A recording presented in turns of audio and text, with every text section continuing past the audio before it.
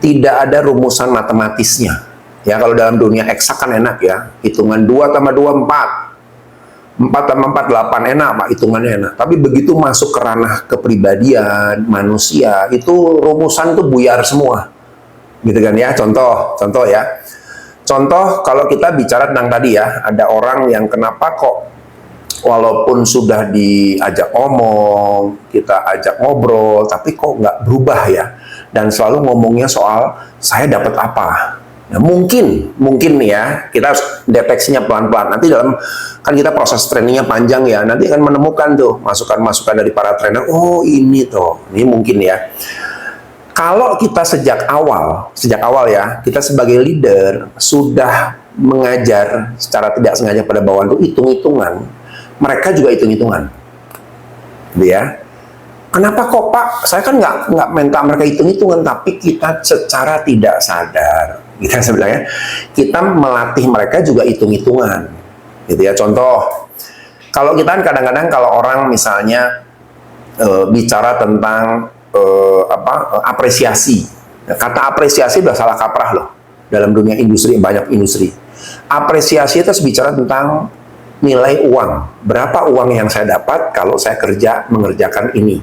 Berapa nilai yang saya dapat, bonus yang saya dapat kalau saya mengerjakan ini? Ya, itu karena kita salah mengartikan apresiasi, ya. Dan biasanya kenapa kok munculnya akhirnya uang? Bukan apresiasi yang sifatnya non finansial atau non tangible. Karena apa? Kita membiasakan begitu. Satu, kita tidak mengajarkan bahwa namanya memuji, mengucapkan terima kasih, ya kan? Makasih ya supportnya. Oke Pak. Karena itu nggak pernah muncul, sehingga mereka punya konsep yang salah bahwa oh ya sudah, aku kalau kerja ya dapat apa? Oh atasanku juga cuek. Saya kerja keras, pulang dari luar kota, datang cuma diomelin, terima kasih nggak ada, ucapan selamat nggak ada. Ya sudah, akhirnya orang punya satu pola bahwa saya di sini bekerja hanya untuk uang. Nah, berarti yang problem terbesar adalah relasi kita harus dibangun dulu. Jadi merubah mindset seperti ini nggak mudah ya. Harus prosesnya dulu. Pertama, kultur organisasi harus dibangun. Saya tuh kemarin baru melatih satu perusahaan ya, lampu mobil mewah gitu ya.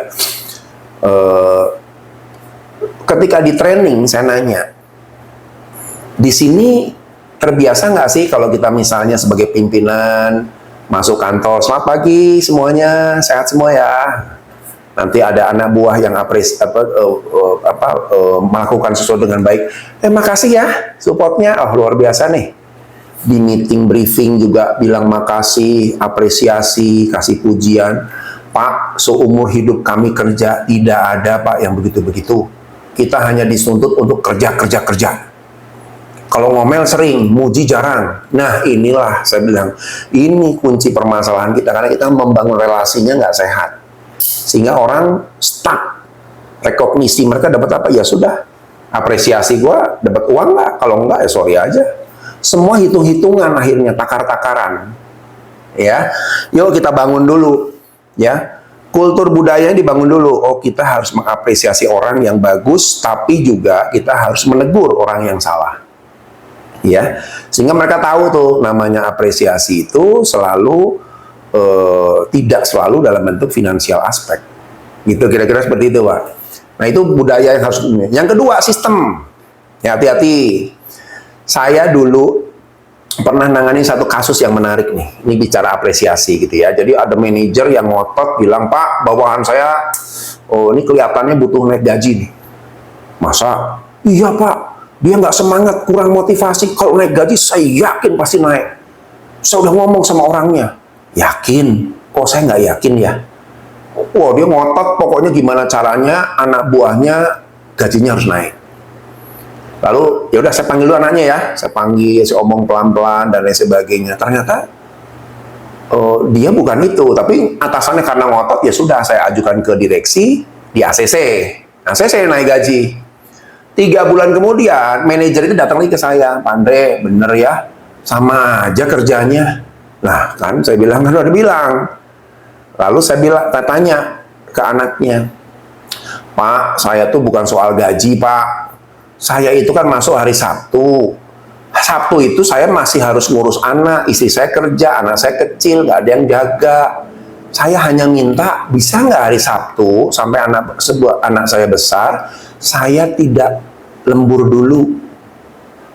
Betul nggak? Waktu perusulan itu kita berikan, apa yang terjadi? Naik kinerjanya. Saya bilang sama manajer, hati-hati Pak, jangan apa-apa Bapak ukur uang. Akibatnya orang ngukur pakai uang. Kadang-kadang orang itu punya kebutuhan-kebutuhan non-finansial yang kalau itu dipenuhi, produktivitasnya akan naik, masalah mereka tuntas. Nah, gitu kira-kira Pak Dodi. Jadi, yuk kita coba ngelihat orang itu tidak serta-merta finansial. Karena kalau itu kita jadikan patokan bahwa motivasi itu karena finansialnya kurang dan lain sebagainya, jadi kurang terus. Orang akan hitung-hitungan. Ya, kita mulai melatih paling simpel aja ya. Even saya kalau di kantor gitu ya, kita kan ada level OB segala macam, saya selalu bilang, lagi sibuk nggak? Nggak Pak, lagi ini, oke, bisa bantu saya nggak? Tolong bantuin ya. Selalu ucapan tolong, minta tolong, itu harus luwes gitu loh ngomong gitu ya. Jangan mentang-mentang OB, sana, ambilin makan, kita mau makan nih. Iya Pak, ya bukan iya, tapi motivasi dia, oke, gua kerja dapat apa di sini? Akhirnya orang ngitungnya pakai uang. Ya, mungkin kulturnya harus dibangun dulu. Yuk, kultur relasinya, hubungan antar rekan, hubungan atasan bawahan, hubungan kita dengan orang yang level bawah sekalipun juga. Even itu orang magang juga kalau kita tidak memanusiakan manusia, mereka juga akan hitung-hitung, gua magang di sini nggak dapat duit ya. Nah, beda kayak.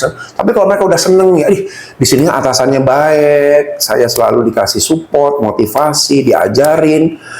Udahlah, pokoknya di sini tuh enak lah. Nah, akhirnya mindset orang berubah tentang pekerjaan.